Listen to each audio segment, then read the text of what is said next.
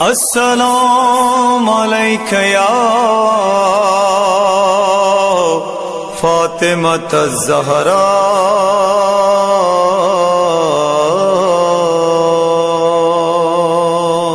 ایام فاطمہ،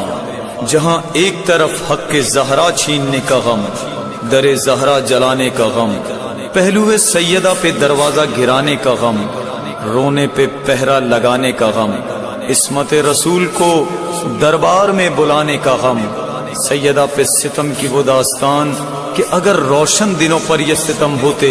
تو سیاہ رات ہو جاتی، مگر دوسری طرف بنت رسول کی شجاعت کا قیام بھی ہے، بنت رسول کا دربار میں ہماسی فرمان بھی ہے، نظام ولایت کا دفاع بھی ہے، اپنے وقت کے ولی اور امام کی حفاظت اور اطاعت بھی ہے، اعلان غدیر فراموش کرنے والوں کو پیغام خدا اور رسول کی یاد دہانی بھی ہے،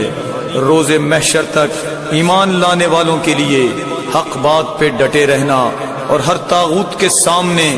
جرت اور بہادری سے اپنے دین اور رہبر دین کے دفاع کرنے کا پیغام سیدہ زہرا اپنے عمل سے بتا گئی ہیں۔ اب ان باتوں کو، اس مقصد کو چھپا دینا اور ممبروں سے نہ بتانا بھی حق زہرا کے غاصبوں کی پیروی ہے۔ اطاعت زہرا، پیروی زہرا